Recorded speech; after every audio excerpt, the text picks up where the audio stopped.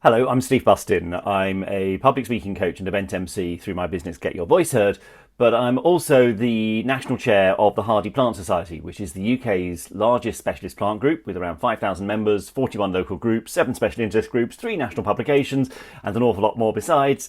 So I have interests in the sort of the business world, but also in the gardening and charity world.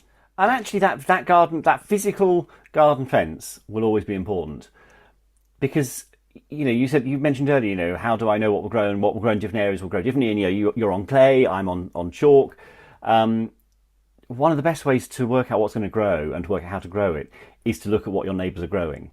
I often say to people, if there are gardens open near you, go and visit them, because you'll start to get an idea for what grows in your climate, your soil. And also you can ask questions. And I have people. We open our garden in the National Garden Scheme, and it's fascinating. People coming going, can I grow that in my garden? It's like, well, are you local? Yes. In which case, yeah, you can. And often, if I'll often have plants for sale, and I take cuttings and seeds and what have you from the garden. So I can say, actually, if you're interested in growing that, there's one on the plant sale stand.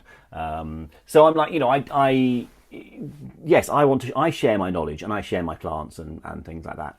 And I think there will always be a place for that. Even when you look at the major Instagram influencers around gardening, they're filming in their garden. They're filming doing things. They're filming with other people quite a lot. Yeah, They're not sat at a desk yeah, filming. yeah, And I think that, so I think that there is an absolute place for the garden fence or the allotment neighbour. And